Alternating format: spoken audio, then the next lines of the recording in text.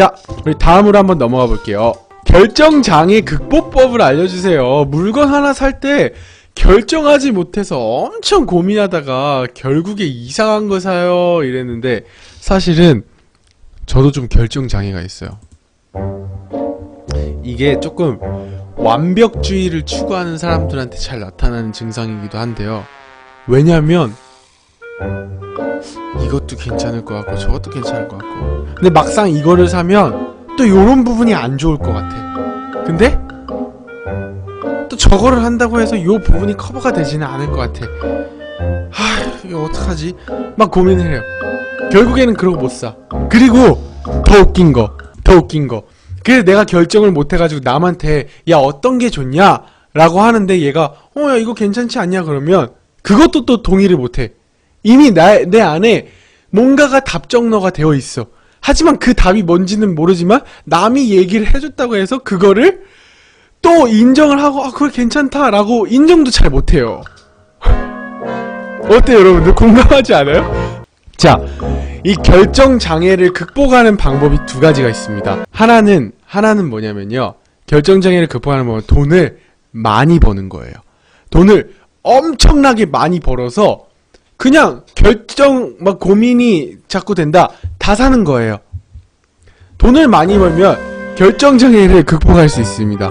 근데 두 번째, 그럴 정도의 내가 클래스는 아니다 라고 생각이 되는 분들은요, 메뉴가 적은 데를 가세요.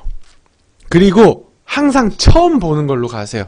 처음 보는 게, 내가 처음 보는 게 가장 꽂히는 거예요 여러분들. 솔직히 다 둘러본다? 그러고 보면 뭐가 다른지 몰라. 제가 한참 제가 이 방을 스튜디오처럼 조금 꾸미려고 제가 이제 소파 같은 거를 좀 들여놓으려고 했어요 여기다가. 근데 소파가 안 어울리더라고. 근데 이제 위메프 옥션, G마켓, 가구 사이트란 사이트는 다 뒤졌어요. 처음에 이 소파가 괜찮았어, 처음 봤던 게. 근데 이제 그러면 이거 괜찮으니까 또 다른 거, 또 값싼 거는 또 뭐 없을까? 그러면서 이제 본 거예요. 그거를 봤는데 웃기는 게 있어. 계속 봤는데 한 20가지 종류를 본 것 같아요. 20가지 종류를 보다 보니까 뭐가 뭔지 모르겠어. 뭐가 뭔지를 전혀 모르겠는 거야. 그리고 아까 봤던 것 같은데? 아까 그거 아니야? 그러고 창을 막 치워. 그런데 또 막상 이거를 결제를 하려고 딱 했는데 아까 그게 마음에 들지 않았나? 이러면서 이제 다시 그 페이지를 또 찾느라고. 그래가지고 제가 결국에는 못 썼다는 거 아닙니까? 그래서 여러분들, 결정장애 극복은요, 바로 첫 번째 본 걸로 고르는 거. 첫 번째 고르는 걸로 가는 겁니다 여러분들. 근데 결정장애가 은근히 많아요. 은근히. 그래서 저는 이렇게 메뉴 같은 거 있잖아요. 메뉴 같은 거 정말 싫어요. 막 김밥 천국 막 이런 데 가면은 볶음밥 종류도 너무 다양해. 그 다음에 김밥 종류도 너무 다양해. 그 다음에 막 찌개 종류도 너무 다양해. 그러니까 전 먹는 거 되게 좋아하거든요. 뭘 먹어야 될지 모르겠는 거야. 그래가지고 저는 이런 김밥 천국 가잖아요. 한 메뉴를 저 혼자 먹는데 한 메뉴를 이게 4개 정도 시켜서 먹어요. 그냥 먹고 싶은 것들을 그냥 다 먹자 이러고 한 4개 정도 시켜서 먹어요. 그래서 여러분들, 이 결정장애 극복하는 거 첫 번째, 없어졌어. 첫 번째, 돈을 많이 벌으라는 거. 돈을 많이 벌고요. 두 번째는 뭐죠? 만약에 돈을 내가 이걸 다 감당할 수 있는 클래스는 아니다 하면은 처음 본 걸로 가시라는 거. 이해되셨죠? 우리 다음으로 한번 넘어가 볼게요. 자, 고등학교 졸업하고 외국으로 대학을 가고 싶은데 어떻게 해야 되나요? 라고 필요한 거라든지 했는데, 자, 일단은 토플은 아주 기본적인 거죠. 그 다음에 고등학교 성적도 굉장히 중요하고요. 그 다음에 미국 대학은 제가 저번에 컨설팅 한 게 있어요. 그 영상이 아직 남아있는지 모르겠는데 제가 유튜브에다가 이제 계속 올릴 거기 때문에 여러분들 보시면은 아마 많이 도움이 되실 건데요. 외국에 가는데, 외국은요 굉장히 학교마다 그 과에서 밀고 있는 과가 틀려요. 다 무슨 얘기냐면 다 주 전공 과가 있어요. 그 과가 어떤 데는 하버드보다 더 좋은 데가 있고, 그러니까 내가 어떤 거를 하느냐가 굉장히 중요하고요. 두 번째는 미국은, 한국도 지금 그러한 추세로 많이 바뀌고는 있는데 문제는 뭐냐면 한국은 너무나 예를 들어서 자기소개를 본다 그러면 자기소개까지 학원이 있어. 나 그거 아니라고 생각하거든요. 자기소개 같은 것도 돈을 내고 써주는 데가 있어. 난 그거 아니라고 생각해요. 미국은 이 한 사람을 전인격적으로 평가할 수 있도록, 그래서 그 인간의 가능성, 그 사람의 가능성, 또는 이 발전 가능성, 향후의 가능성을 더 많이 봐요. 그래서 지금이 아니라 그 사람이 지금 딱 일어났던 결과물, 예를 들어서 미국 수능 SAT를 만점을 받고요. 그 다음에 학교에서 활동도 잘했어요. 물론 그 사람 뽑힐 확률이 엄청 커요. 왜냐면 그 사람은 인재니까요. 그렇지만 그렇지 않더라도 그 학교에 뽑힐 수 있다라는 거예요. 왜냐면 그 사람이 어떻게 해왔고, 지금 결과보다 중요한 게 어떻게 해왔고 앞으로 어떻게 할 수 있는지. 그 다음에 미국은 굉장히 상업적이에요, 여러분들. 굉장히 상업적인데요. 무슨 얘기냐면 이 인재가 나한테, 우리 이 대학한테 어떤 도움이 되겠냐는 거예요. 이 인재가 우리 대학에 어떤 도움이 되겠느냐를 분명히 본다라는 거죠. 왜냐면 대학은 인재를 키워내는 거라고 생각을 하기 때문에 그래요. 왜냐면 이 친구들이 나가서 앞으로 졸업하고 사회에 나가서 유명해지고 사회에 영향력을 미치는 사람이 되면 그 학교 출신이라는 게 붙기 때문에 굉장히 학교는 이 친구가 우리 학교 발전에 있어서 얼마만큼의 가능성이 있느냐를 본다는 거죠. 자, 그러면 어필을 해야 되는 부분이 뭔지는 그 학교가 추구하는 이미지상, 인재상을 많이 보는 게 중요하고요. 두 번째는 기본적인 베이스는 깔고 가야 된다라는 거. 내가 공부를 지질나게 못하는데 난 가능성 있습니다. 아무리 어필해도 소용이 없어요. 그렇기 때문에 어느 정도 합리성을 갖춘 상태에서 나만의 차별성을 둘 수 있는 그런 준비를 좀 하시는 게 좋을 것 같아요. 자, 우리 다음으로 한번 넘어가 볼까요? 부모님이 남자친구랑 헤어지라는데 저는 헤어지기 싫고 결혼하고 싶어요. 부모님 설득 어떻게 시킬까요? 라고 얘기를 했는데, 자, 이거 굉장히 여러분들 지금 어렵다고 하시죠? 근데 저는 사실은요, 굉장히 이거 간단한 문제라고 생각하거든요. 저는요, 부모님 설득을 여자가 시키는 게 아니라고 생각합니다. 저는 만약에 이분이 지금 여자분이잖아요. 남자친구가 있으니까. 저는 남자친구가 부모님을 설득해야 되는 거라고 저는 생각을 해요. 무슨 얘기냐면요, 그 남자친구가 그 부모님의 마음을 열어야 된다고 저는 생각을 해요.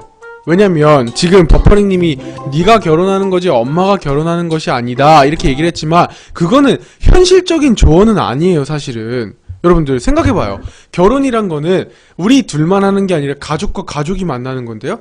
근데 그 가족 앞으로 연을 끌고 안 볼 거예요? 아니잖아요. 그러면 가족들이 어떻게 생각하는지는 굉장히 중요한 거라고 저는 생각을 해요. 제가 얘기 드리고 싶은 건, 제가 질문자인데요. 둘 다 사회복지사입니다. 라고 했는데, 근데요, 있잖아요. 저는 항상 이렇게 생각을 해요. 제가 이 방송을 여러분들 지금 새로 들어오신 분들도 굉장히 많아요. 사실, 아프리카스럽지 않다라는 지적을 많이 받기도 합니다. 그런데, 아프리카스럽지 않다라는 지적을 많이 받을 때가 있는데요, 여러분들. 그런데 저는 사람의 마음을 움직이는 거는 보여지는 건 아니라고 생각을 해요. 무슨 얘기냐면요, 제가 막 자극적인 컨텐츠로 여러분한테 오락을 제공할 수 있지만 여러분들의 마음을 얻고 이렇게 공감을 하고 소통을 하는 거는 저는 그런 걸로는 된다고 생각하지 않아요. 전 개인적으로 그렇게 생각을 해요. 그래서 부모님이요, 굉장히 싫어할 수 있는데 그런데 그 남자친구가 지금 이 상황에서 어떻게 반응을 하고 있느냐를 이 여자분은 꼭 보실 필요가 좀 있어요. 지금 부모님이 반대를 하고 있다는 거예요.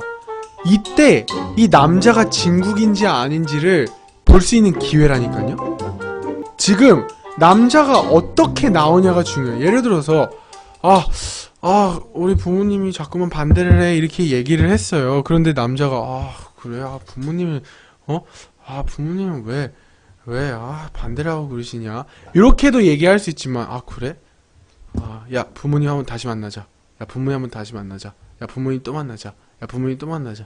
그리고 부모님을 사귀는 거예요. 저는 약간 남자친구는 노력을 하는데 제 눈에는 안 찬다고요. 그러면 이제 이거는 남자친구의 문제는 아닌 거예요. 이거는 증후군님의 문제인 거예요. 자, 여기서 근데 저는 이제 남자니까 남자 입장에서 전 남자가 이거를 설득을 해야 되는 거라 생각을 하는데 남자가 그런 능력이 안 될 수도 있어요. 남자가 그런 능력이 안 될 수 있다니까요. 충분히 그런 능력 안 될 수 있고 그 다음에 남자가 소심할 수도 있어요. 그럼 남자가 소심할 수 있으면 어떻게 돼요? 그러면 이런 얘기 잘 못한단 말이죠. 그러면 여자가 적극적으로 동기부여를 주고 근데 그거를 쪼는 게 아니야. 그러니까 여자가 저는 이렇게 생각해요. 남자를 완전히 주물락펴락할 수 있는 건 전 여자라고 생각을 해요. 여자가 어떻게 하느냐에 따라서 남자는 정말로 많이 드라마틱하게 바뀔 수 있다고 저는 생각을 하거든요. 저 같은 경우도 그래요. 그러니까 저는 막 강하고 막 쫙대고 막 이러면 저는 오히려 더 막 튕기는 스타일인데 막 그냥 우쭈쭈 하면서 그러면서도 나를 이렇게 리드하는 전 그런 여자를 굉장히 좋아해요. 그런데 지금 요 질문을 해주신 분께서 남자친구한테 지금 이 상황에서 남자가 대처하는 능력 이런 것들을 다 본단 말이죠. 그걸 보고 난 다음에 내가 이 남자와 평생 살아갈 수 있을까를 보고 그거를 보고 난 이런 모습까지도 좋다. 자, 제가 닥달해도 안 되고 부탁해도 안 돼요 라고 얘기했죠. 그러면 거기까지인 거예요. 여자분도 인정할 부분은 인정해야 되는 거죠. 그잖아요. 아니 우리도 사실 안 바뀌어. 솔직하게 얘기해서 우리에게 각인되어 있고 체질되어 있고 이렇게 뿌리 내려져 있는 것들 있죠. 그런 것들이 안 바뀐다니까요. 나도 안 바뀌는 걸 다른 사람한테 바뀌라고 하는 거 사실 그게 되게 이기적인 거거든요. 근데 이런 모습까지도 사랑할 수 있냐 없냐는 이제 우리 뿅님이 결정을 하셔야 되는 부분이라고 저는 생각을 해요. 이해되시죠? 그러니까 이제 바톤은 뿅님한테 넘어온 거예요. 봐봐요. 그잖아. 그러니까 그런 여러 가지 트라우마가 있으니까 뿅님이 정확하게 봐야 되는 거예요. 나는 이런 사람과 평생을 살 수 있는 것인가? 아니면 나는 날 리드를 해주는 사람과 평생을 살 수 있는 것인가?